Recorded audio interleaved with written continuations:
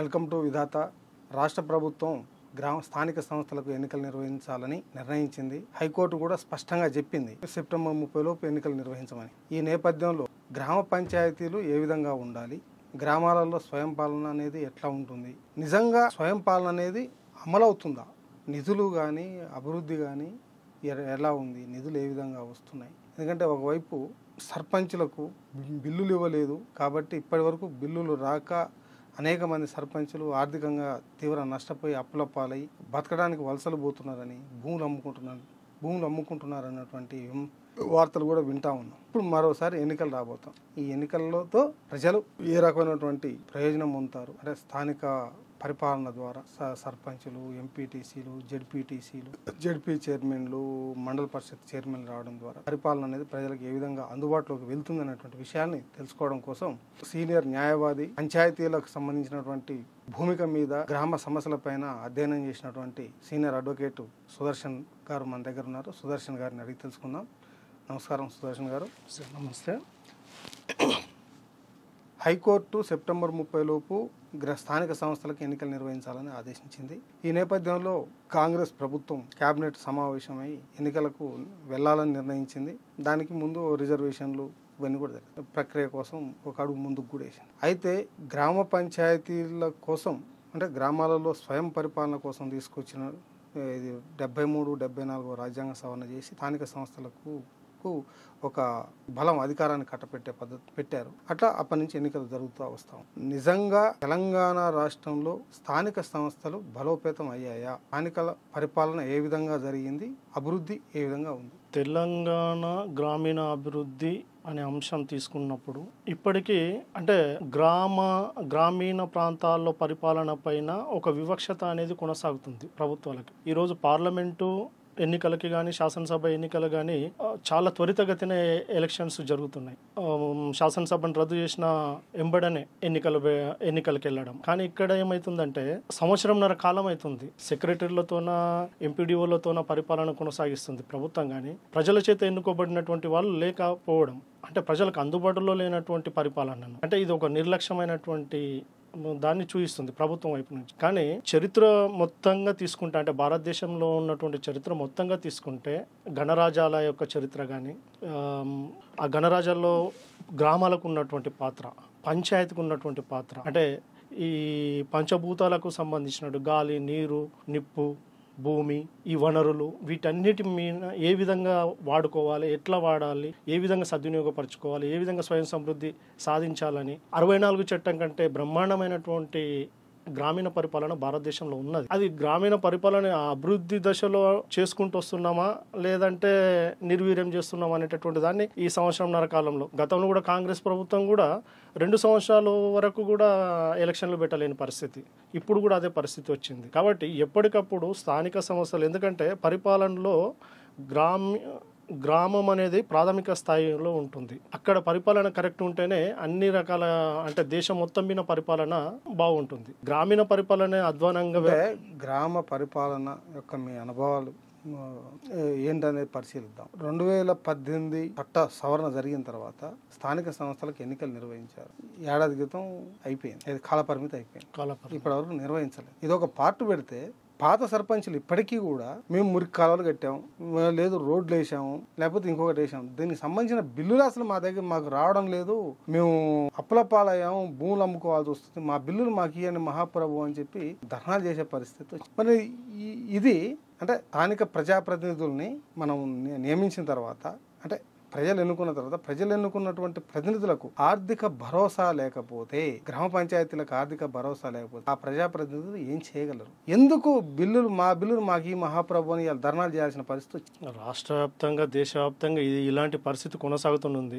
14వ ఆర్థిక కమిషన్కి సంబంధించినటువంటి నిధులు ఈ రోజు వరకు రాలేని పరిస్థితి. 16వ ఆర్థిక ఇప్పుడు 16 నడుస్తుంది. అవును, 16వ ఆర్థిక సంఘం ఇచ్చినటువంటి బడ్జెట్ కేటాయింపులు చేసినటువంటి పనులకు ఈ రోజు వరకు రాలేదు అనేటటువంటిది సర్పంచులు మొత్తం ఒక సంఘంగా ఏర్పడి అనేక రకాలైనటువంటి కార్యరూపాలను తీసుకుంటున్నారు. మేము చేసిన పనులు మా సొంత ఆస్తులు అమ్ముకొని పంచాయతీ కొరకు, గ్రామాభివృద్ధి కొరకు ఖర్చు పెట్టాము, దయచేసి ఇవ్వండి అని మీరు చెప్పినట్టు జరుగుతుంది. కానీ దీనికంతా కూడా కేంద్ర రాష్ట్ర ప్రభుత్వాల యొక్క నిర్లక్ష్య వైఖరి కనిపిస్తుంది. కేంద్ర రాష్ట్ర ప్రభుత్వాలు అంటే వాళ్ళు రాజ్యాంగ సవరణ చేసి స్వయం ప్రతిపత్తి ఉండాలి, స్వయం పాలన ఉండాలని చెప్పి రాజ్యాంగ సవరణ చేశారు. దాని ద్వారా స్థానిక సంస్థలు ఎన్నికలు జరుగుతున్నాయి. ఇదే కేంద్ర రాష్ట్ర ప్రభుత్వాలు చట్టం చేసినప్పటికీ కూడా నిర్వీర్యం చేయడంలో భాగంగానే నిధులు ఇవ్వడం లేదా? నిర్వీర్యం ఒకవైపు లీడర్షిప్ని ఇప్పుడు తీసుకున్నటువంటి స్థానిక సంస్థల్లో 5 ఎంపీటీసీలు ఖచ్చితంగా ఉండాలి, ఒక మండల ప్రెసిడెంట్కి 5 ఎంపీటీసీలు కావాలని ఆహ్వానించదగ్గదే. ఒక పొలిటికల్ ఉద్దేశాలను పెట్టుకొని ఎంపీటీసీ అంటే మండల ప్రెసిడెంట్లను పెంచుకుంటూ పోతారు, కానీ మండలాలను పెంచారు, గ్రామ పంచాయతీలను పెంచారుగా మొన్న. గ్రామ పంచాయతీలను విలీనము చేయడం ఇవి. ఈరోజు ఒక గ్రామ పంచాయతీని తీసుకున్నప్పుడు 64లో 1200 జనాభా ఉన్నటువంటి గ్రామ పంచాయతీ ఈరోజు 12,000 వరకు వచ్చింది. లేదు, సగానికి సగం పెరిగింది. గ్రామ పంచాయతీ చేసిరు కదా మొన్న 2018 చట్టం తర్వాత. 18 తర్వాత గ్రామ పంచాయతీల సంఖ్య పెరిగిందిగా. మేజర్ గ్రామ పంచాయతీలు నగర పంచాయతీలుగా తర్వాత మున్సిపాలిటీలుగా గుర్తించడం జరిగింది. కొన్నిటిని ఆమ్లెట్ విలేజెస్ని పంచాయతీలకు గుర్తించడం ఇవి చేశారు. తాండాలని పంచాయతీలకు గుర్తించారు. ఇప్పుడు రెవల్యూషనరీ కదా, రెవల్యూషనరీ పంచాయతీలకు గుర్తించడం అనేది ఒక రెవల్యూషనరీ నిర్ణయమే కదా. ఎందుకంటే అనేక మంది గిరిజనులు అనేక సంవత్సరాలుగా మా తండాలో మా రాజ్యంతో ఉద్యమాలు చేశారు. పంచాయతీలు అయితే పెరిగాయి, కానీ పెరిగిన పంచాయతీల్లో మా తండాలో మా రాజ్యం వచ్చింది, కానీ మా తండాకు మా నిధులు వచ్చాయా లేదా? ఇదే ప్రశ్న. ఈరోజు గ్రామాల్లో ఉన్నటువంటి ప్రతి ఒక్కరి పరిస్థితి కూడా గ్రామ పంచాయతీ ఎన్నికలు సవ్యంగానే జరుగుతాయి, సర్పంచ్ని బాగానే ఎన్నుకుంటారు, అన్నీ ఉంటాయి, కానీ నిధుల దగ్గరకు వచ్చే వరకే వాళ్ళను చాలా ఇబ్బందులకు గురి చేసేటటువంటి పరిస్థితి ఉంటుంది. సర్పంచ్ అంటే ఒక హోదా, సర్పంచ్ అంటే ఒక అధికారము, సర్పంచ్ అంటే ఒక అభివృద్ధి. నిజానికి సర్పంచ్ అనేటటువంటి వ్యక్తి కరెక్ట్గా అన్ని అధికారాలుగానే ఇస్తే భారత రాజ్యాంగం మొత్తం కూడా గ్రామాల్లోనే అమలవుతుంది.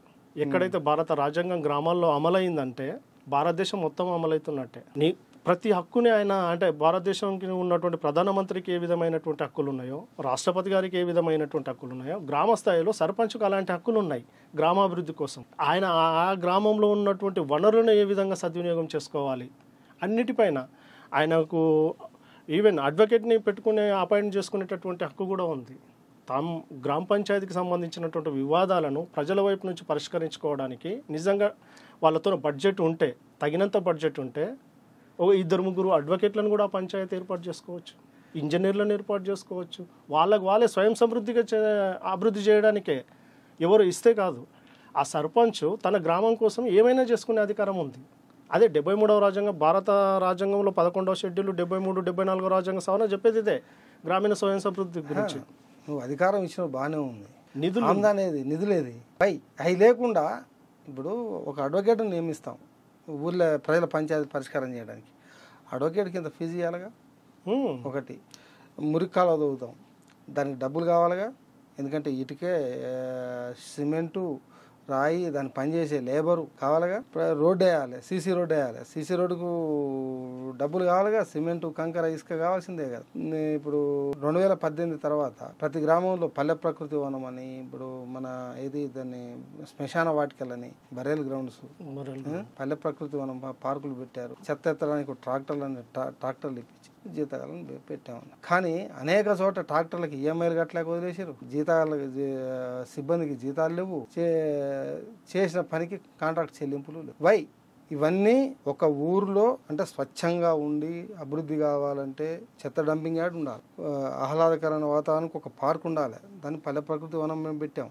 రోడ్లు వేయాలి, మురుగు కాలువలు ఉండాలి, ప్రతి ఇంట్లో టాయిలెట్ అనేది మస్ట్ అండ్ షుడ్ అవి రావాలి. గృహ వసతి లేని వాళ్ళందరికీ గృహాలు ఉండాలి, వీటికి తాగునీటి వసతి ఉండాలి, మురుగునీటి వసతి ఉండాలి. ఇవన్నీ కూడా ప్రజల యొక్క అత్యవసరాలే, అవసరాలు కూడా కాదు, అత్యవసరాలు, మినిమం నెసెసిటీస్, కనీస అవసరాలు. ఇవి ఈరోజు ఎన్ని గ్రామ పంచాయతీలలో ఈ అవసరాలు తీర్చబడ్డాయి? చాలా గ్రామాల్లోన ఇలాంటి అవసరాలు సగానికి కూడా తీర్చబడలేదు అని బల్లగుద్ది చెప్పవచ్చు. ఎందుకంటే దీనికి కేంద్ర రాష్ట్ర ప్రభుత్వాల నిధుల దుర్వినియోగం కావచ్చు, నిధులు కేటాయింపు జరగకపోవడం కావచ్చు, పారదర్శకత లేకపోవడము, అదేవిధంగా నైతికత, చట్టాల పట్ల గౌరవము, మనిషికి ఉన్నటువంటి అంటే తాను చేసేటటువంటి పనిపైన నైతికతను కోల్పోవడం.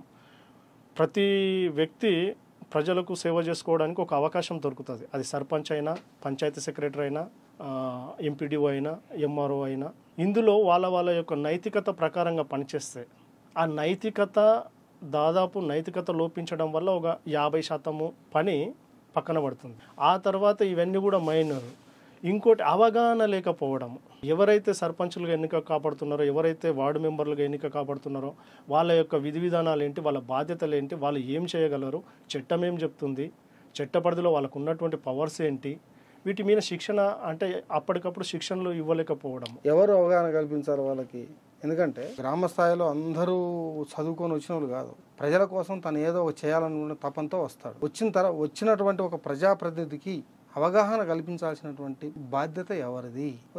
ఆ బాధ్యత ఉన్నటువంటి వాళ్ళు ఆ బాధ్యత సక్రమంగా నిర్వర్తిస్తున్నారా లేదా? ప్రతి పంచాయతీ సెక్రటరీకి కానీ, సర్పంచ్కు, ఉప సర్పంచ్కు, ప్రజల చేత ఎన్నుకోబడినటువంటి ప్రతినిధుల ప్రతి ఒక్కరికి కూడా పరిపాలన పట్ల అవగాహన కల్పించడానికి శిక్షణ తరగతులు ఖచ్చితంగా నిర్వహించాలని చట్టం చెప్తుంది. అది వార్డు మెంబర్ అయినా, లేదంటే ఎమ్మెల్యే అయినా, ఎంపీ అయినా అందరికీ అన్ని విషయాలు తెలియాలని ఏమి ఉండదు.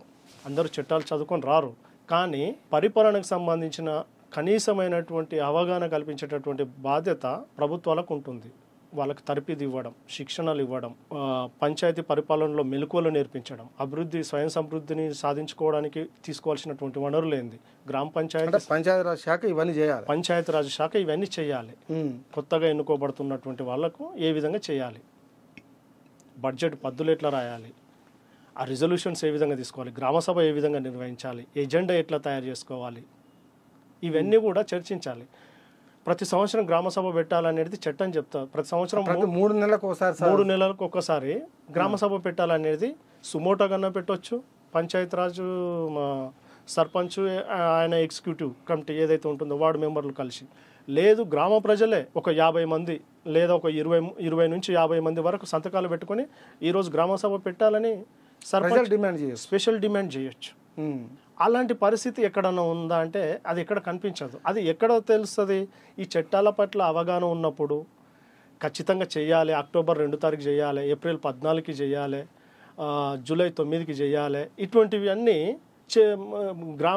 అసలు టామ్ అనేటటువంటి పెట్టి ప్రజలందరికీ అందరికీ చెప్పాలి.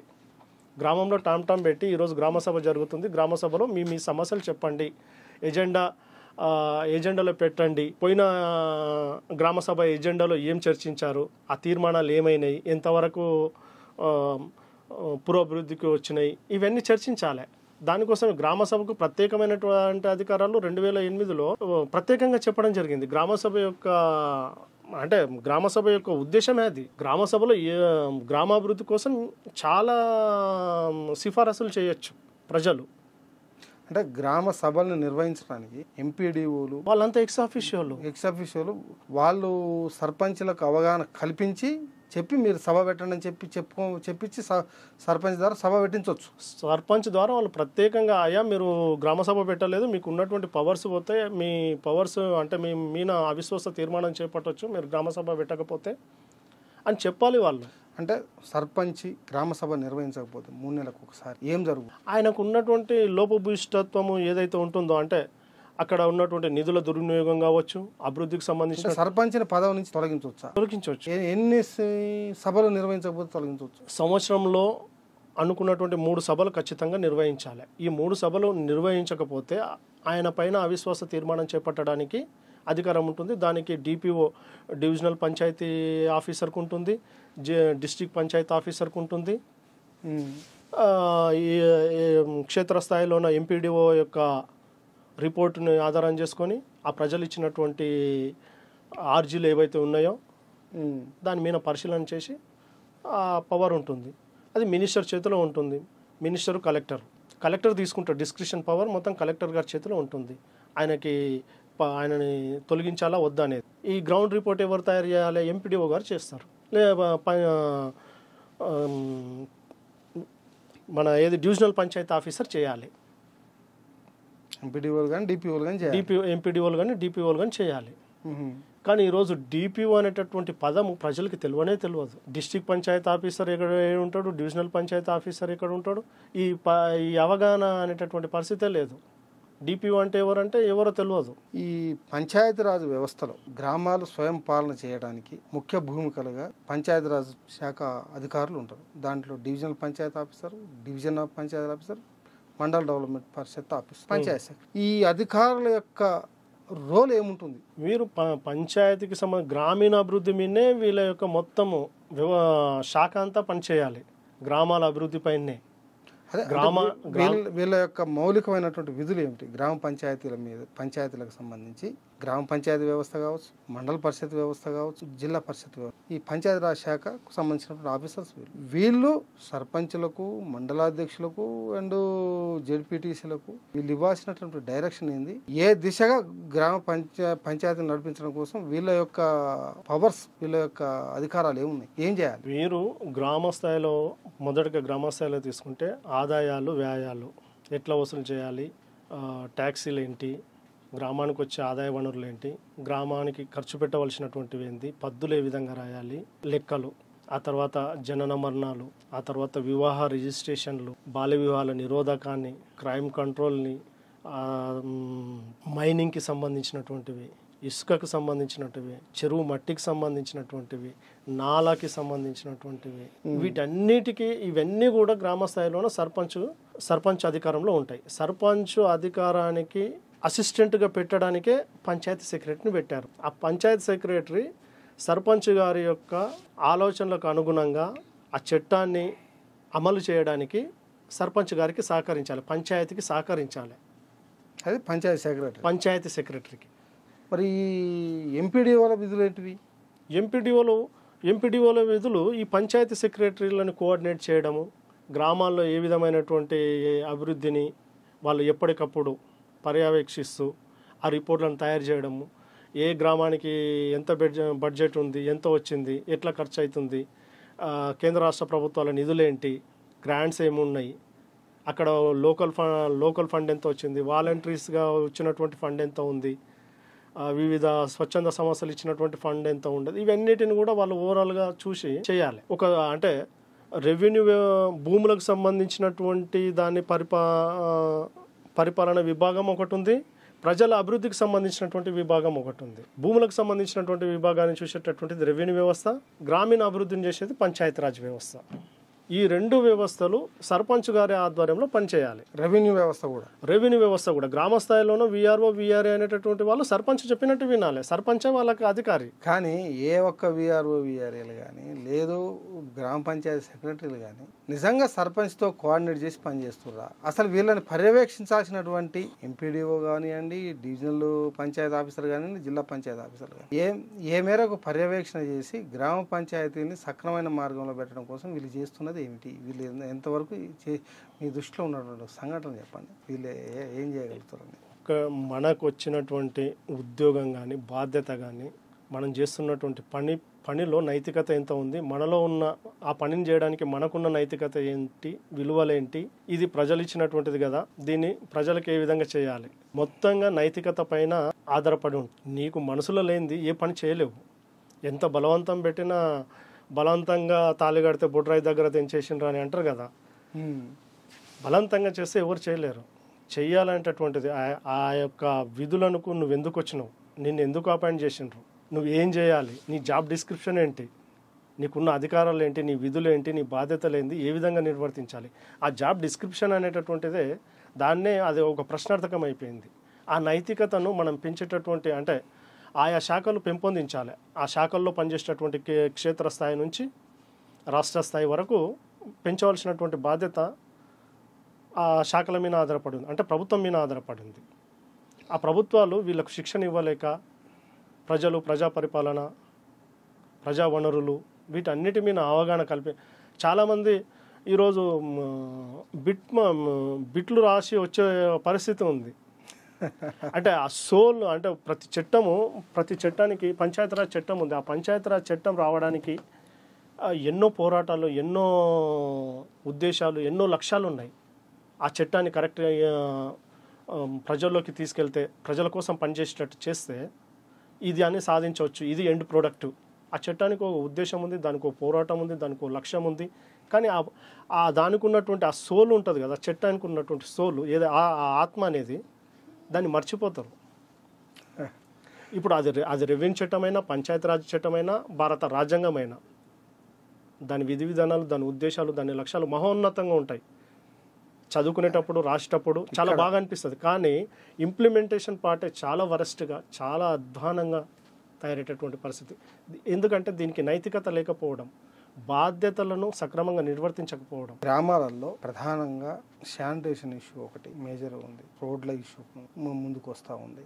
ఇప్పుడు ఇండ్ల సమస్య కూడా చాలా. పంచాయతీ సర్పంచులు అక్రమంగా విధులు నిర్వహించాలన్నా, గ్రామాలలో ఉన్నటువంటి ప్రధానమైనటువంటి నీడైనటువంటి సమస్యలను పరిష్కారం చేయాలన్నా నిధుల కేటాయింపు అనేది అసలు ఏ విధంగా జరిగితే ఈ పనులు జరగడానికి అవకాశం. పంచాయతీరాజ్ శాఖకి పంచాయతీల అభివృద్ధి కొరకు ఒక స్థిరమైన నిధిని ఏర్పాటు చేయాలి సార్.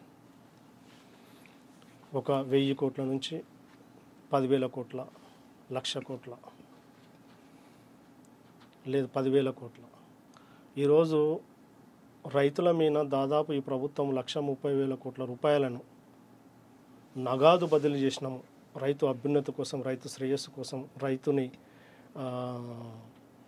గౌరవంగా ఈ దేశంలో నిలబెట్టేటందుకు, గౌరవమైనటువంటి జీవితం ఇవ్వాలనే ఉద్దేశంతో 1,30,000 కోట్లు. ఈ 1,30,000 కోట్లు 12,776 గ్రామ పంచాయతీలకి కేటాయిస్తే ఇది నగదు బదిలే కదా. ఈ నగదు బదిలీని వ్యక్తులకు కాకుండా పంచాయతీలకు కేటాయించి చూపించేది ఉండే కదా. నేను అంటున్నాను, కేసీఆర్ గారు ముఖ్యమంత్రి ఉన్నప్పుడు 2018 చట్టం తీసుకొస్తున్నప్పుడు ప్రతి గ్రామ పంచాయతీకి 5,000, అంటే జనాభాతో సంబంధం లేకుండా చిన్న గ్రామ పంచాయతీలకు కూడా 5,000, పెద్ద గ్రామ పంచాయతీలకు ఆ యొక్క జనాభాను బట్టి 5 లక్షలు 5,000 కాదు, 5 లక్షలు మినిమం లక్షలు, అవి 10 లక్షలు, 15, 20, 25 లక్షల వరకు ఇస్తాను ప్రతి సంవత్సరం చెప్పి పనితీరు ఆధారం కాదు, మూలన ఉన్న ఒకటే బజారు ఉన్నటువంటి తండాకు 5 లక్షలు ఇస్తా సంవత్సరానికి, జనాభా ప్రాతిపదికన మిగతా దానికి ఇస్తా, తక్కువలో తక్కువ 5 లక్షలు, ఎక్కువలో ఎక్కువ 25 లక్షలు, ఇట్లా గ్రామ పంచాయతీలకు నేను ప్రతి సంవత్సరం నిధులు ఇస్తాను. ఆ నిధుల చేత సర్పంచ్ తన ఊరిని ఎంతైనా డెవలప్ చేసుకునే అవకాశం కల్పిస్తాను. నిజంగా గ్రామ పంచాయతీలకు ఆ స్థాయిలో నిధుల కేటాయింపులు, నిధుల విడుదల జరిగిందా? చెప్పేది ఒకటి, చేసేది ఒకటి. ఆ విధమైనటువంటి జరగడం లేదు. నిజంగా ఆ విధంగా జరిగితే చాలా మంచి అభివృద్ధి జరుగుతుంది. కానీ ఇక్కడ ఏమవుతుందంటే గ్రామీణ వనరుల అభివృద్ధి మీద కాకుండా గ్రామీణ వనరుల విధ్వంసాన్ని ఏ విధంగా చేయొచ్చు అనేటటువంటిది ఈ గత 15 సంవత్సరాల నుంచి. అంటే ఏ రకమైనటువంటి విధ్వంసం జరిగింది? ఉదాహరణకు, ఒకప్పుడు మనము రైతులకు చెరువు మట్టిని పొలాలకు భూసారాన్ని పెంచుకునేందుకు ఉపయోగించేది. ఈరోజు అదే చెరువు మట్టిని మనము ఇటుక బట్టీలకు ఇస్తున్నాం. ఆ ఇటుక ఆ గ్రామంలో చెరువు మట్టి నుంచి తీసుకున్నటువంటి మట్టితోనే ఇటుక తయారు చేసి బెంగళూరు, హైదరాబాదు, విజయవాడకు పోతుంది. ఎక్కడ మట్టి ఎక్కడికి వెళ్ళిపోతుంది, ఎక్కడి నీరు ఎక్కడికి పోతుంది. ఇటువంటిది ఇది ఒక ఉదాహరణ మాత్రమే. ఒకప్పుడు రైతులకి ఇవెవరు చెప్పలేదు. రైతులు ఎండాకాలం వచ్చిందంటే, ఉగాది వచ్చిందంటే వెళ్ళి చెరువు మట్టినంతా తోడుకొని వాళ్ళ పొలాల్లో భూసారాన్ని పెంచుకునేందుకు బండ్లు కట్టుకొని చెరువు మట్టినంతా తీసుకునేది. ఈరోజు అదే చెరువు మట్టిని అదే రైతు అదే మట్టిని ఈరోజు వ్యాపార వస్తువుగా తయారు చేసుకున్నారు. ఈ మట్టిని పొలాల్లో ఇచ్చేదానికంటే ఈ మట్టిని ఇటుక బట్టీలకి అమ్మేసుకునే పరిస్థితి. అంటే ఆ నిధులు గ్రామ పంచాయతీలకు వస్తాయి. ఆ నిధులు డిస్క్రిప్షన్ పవర్ ఇప్పుడు సర్పంచ్ మా ఇటుకలు తయారు చేసినటువంటి డబ్బులు, అంటే చెరువు మట్టి రైతు పొలానికి పోయే మట్టి బెంగళూరు పోతుంది, ఇటుక తయారై ఆ ఇటుక డబ్బుల గ్రామ పంచాయతీకి వస్తున్నాయా, బెంగళూరుకు పోతున్నాయి, ఎటు పోతున్నాయి? అదే కదా విధ్వంసం. వనరుల ప్రయాణము పంచాయతీకి రావాలి కదా. ఆ గ్రామ పంచాయతీలో ఉన్నటువంటి వనరులు గ్రామ పంచాయతీ పరిధిలోకి రావాలి కదా. ఆ పరిధిని దాటిపోతున్నాయి సహజ వనరులు ఇవన్నీ. అది ఇసుక అయినా, అది చెరువు మట్టి అయినా, కుంట మట్టి అయినా డైరెక్ట్ గవర్నమెంట్కి వస్తుంది. గవర్నమెంట్కి ఇది కూడా గవర్నమెంట్కి రావాలి కదా. ఇది కూడా ప్రజలకు చెందిందే కదా. ఇసుక గ్రామ పంచాయతీకి రావట్లే, చెరువుల పునరుద్ధరణ గవర్నమెంట్ ఖజానా పోతుంది. చెరువుల పునరుద్ధరణ మీద జరిగినటువంటి దాంట్లో చెరువుల పునరుద్ధరణ ఎక్కడ ఉందో తెలియదు, కానీ చెరువుల యొక్క పునరుద్ధరణ పేరు మీద ఒక పెద్ద వ్యాపారం ప్రతి గ్రామంలో ఈరోజు ఇటుక బట్టీలు. మీరు చూడండి, షాద్నగర్ దాటిన తర్వాత నుంచి మొత్తం ఇటుక బట్టీలు మీరు కర్ణాటక రాయచూరు వరకు ఎటువైపు 4 దిక్కులు ఎటువైనా సరే దీని మీద ఎవరు కూడా అధ్యయనం చేయడం లేదు. గ్రామాలు అభివృద్ధి కావాలన్నా, స్వయం సమృద్ధి సాధించాలన్నా, గ్రామీణ ప్రజల జీవన విధానం మెరుగుపడాలన్నా, ఒక అభివృద్ధికరమైన జీవన విధానం ఉండాలన్నా ఏమి చేస్తే ఇవి జరుగుతాయి? ప్రజల్లో మొదటగా అవగాహన కల్పించాలి. గ్రామానికి ఉన్నటువంటి వనరులు ఏంటి, గ్రామంలో ఉన్న ప్రజలకు చెందవలసినటువంటి వనరులు, పంచాయతీ సెక్రటరీ చేయవలసిన బాధ్యతలు, సర్పంచ్కు ఉన్నటువంటి అధికారాలను ఏ విధంగా ఉపయోగించుకోవాలి, వనరులను ఏ విధంగా ఉపయోగించుకోవాలి, ఆ వచ్చినటువంటి వనరులను ఏ విధంగా ఎక్కడ ఖర్చు పెట్టాలి అనే దానిపైన పరిపూర్ణమైనటువంటి అవగాహన కల్పించవలసినటువంటి బాధ్యత ఆ శాఖకు సంబంధించినటువంటి పంచాయతీరాజ్ శాఖకు మీద ఉంది. ఈ పంచాయతీరాజ్ శాఖ అనేటటువంటిది పరిపూర్ణంగా పనిచేస్తే గ్రామాలు చాలా అభివృద్ధి దశలో నడుస్తాయి. పంచాయతీరాజ్ వ్యవస్థనే, ఎందుకంటే పల్లెలు ప్రగతికి మెట్లు. పల్లె అభివృద్ధి చెందితేనే దేశం అభివృద్ధి చెందుతుంది. అంటే పల్లె అభివృద్ధికి 1, 2, 3 పాయింట్స్. అంటే వీళ్ళంతా అధికార వ్యవస్థ అంతా పనిచేయాలి, ప్రభుత్వం నిధులు. అంటే ఏమేమి చేస్తే ఆ పల్లె ప్రజల జీవన ప్రమాణాలు మెరుగుపడతాయి, పల్లె అభివృద్ధి జరుగుతుంది? ఆ పల్లెల్లో ఉన్నటువంటి జీవనోపాధులను ఉపయోగించుకోవాలి. ఆ పల్లెల్లో చెరువుని ఈరోజు చెరువుల పునరుద్ధరణ జరిగింది. ఆ చెరువు పైన ఆధారపడేటటువంటి వాళ్ళు ఎవరు ఉంటారు? ఆ గ్రామంలో ఉన్నటువంటి మత్స్యకారులు ఉంటారు, ఆ గ్రామంలో ఉన్న బోయలు ఉంటారు, ఆ గ్రామంలో ఉన్న రైతులు ఉంటారు. చెరువు నిండితే మత్స్యకారులు బాగుపడతారు. అది చెరువు ఊరుమ్మడి ఆస్తి. అవును. వాగులు ఊరుమ్మడి ఆస్తి, మట్టి ఊరుమ్మడి ఆస్తి, చెరువు శిఖాలు ఊరుమ్మడి ఆస్తి, వాగు ఊరుమ్మడి ఆస్తి. ఇవన్నీ ప్రైవేటు వ్యక్తులకు కట్టబెట్టే ప్రయత్నాలు జరుగుతున్నాయి. ఈరోజు సుప్రీంకోర్టు జడ్జిమెంట్ ఉంది, విలేజ్ కమెన్స్మెంట్ మీద ఊరుమ్మడి ఆస్తులను ఎవరు కూడా దుర్వినియోగపరచొద్దు, దాన్ని దుర్వినియోగపరిస్తే శిక్షకు అర్హులు అవుతారు అనేటటువంటిది దాన్ని మంచి జడ్జిమెంట్ అది. ఈ రోజు వరకు ఏ ఒక్కరు కూడా విలేజ్ కమెన్స్మెంట్, విలేజ్ ఊరుమ్మడి వనరులని కాపాడాలనేటటువంటి పరిస్థితిని ఆలోచన చేయడం లేదు. ఆ జడ్జిమెంట్ని ప్రతి గ్రామ పంచాయతీలో అతికించాలి. సుప్రీంకోర్టు జడ్జిమెంట్ని, ల్యాండ్ మార్క్ జడ్జిమెంట్ అది.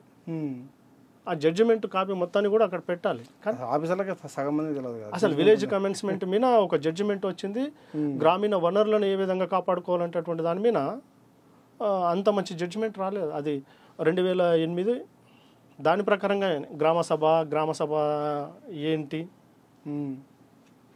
ఏ విధంగా నిర్వహించాలి, గ్రామ సభకు ఉన్నటువంటి పవర్స్ ఏంటి అనేటటువంటిది, గ్రామ వనరులు అంటే ఏంటి. ముఖ్యంగా నా యొక్క పరిశీలన ప్రకారంగా గ్రామీణ వనరుల్లో పరాయీకరణ చెందుతున్నాయి.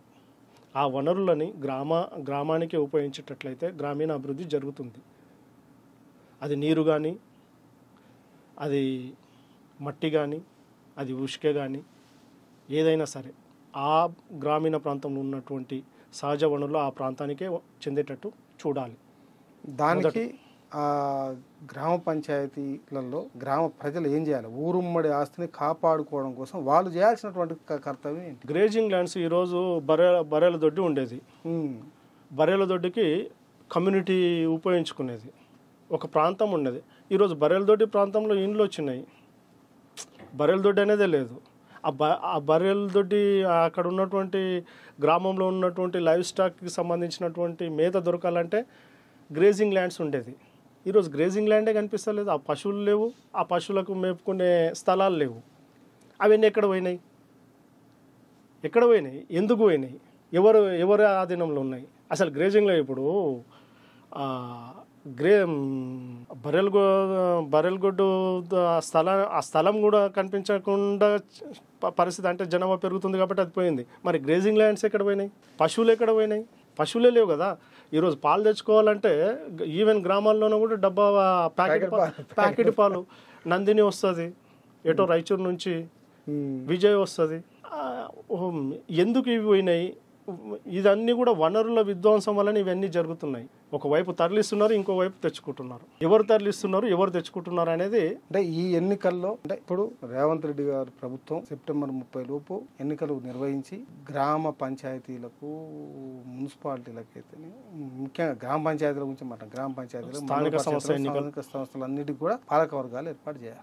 ఈ ఎన్నికల్లో స్థానిక సంస్థల ఎన్నికల్లో ఏది ప్రధాన నినాదంగా పోటీ చేయబడే అభ్యర్థుల ముందుకు వస్తే ఈ గ్రామ పంచాయతీలు బాగుంది, ఏ డిమాండ్ ప్రధానంగా ముందుకు వస్తే ఎజెండా కావాలి. మా గ్రామము మా వనరులు మా సొంతం, మా గ్రామము మా వనరులు మా సొంతం అనే నినాదాన్ని పెట్టుకొని పనిచేయవలసినటువంటి అవసరం ఎంతైనా ఉంది. దానికోసమే ఇప్పుడు రాబోయే మా గ్రామము మా వనరులు మా సొంతం, మా వనరులు మా సొంతం, మా వనరులు కాంట్రాక్టర్లకు ఇవ్వం, మా ఊరుమ్మడి ఆదాయం మాదే. ఎందుకంటే ఎన్నో వనరులు, ఇది ప్రధాన నినాదం కావాలి ఏ పార్టీకైనా, ఏ గ్రామానికైనా. ప్రధాన నినాదం అయితే గ్రామాల ఉనికి, గ్రామాల అభివృద్ధి, గ్రామాల స్వయం సమృద్ధి జరుగుతుంది. ఆ భావన, ఆ నైతికత అవి రాకపోతే ఎన్నటికీ కూడా స్వయం సమృద్ధి అనేది గాల్లో దీపం పెట్టి ఆడుకున్నట్టే ఉంటుంది. Thank you sir. పోటీ చేసే అభ్యర్థులకి మీరు ఒక ఎజెండాని ఇచ్చారు.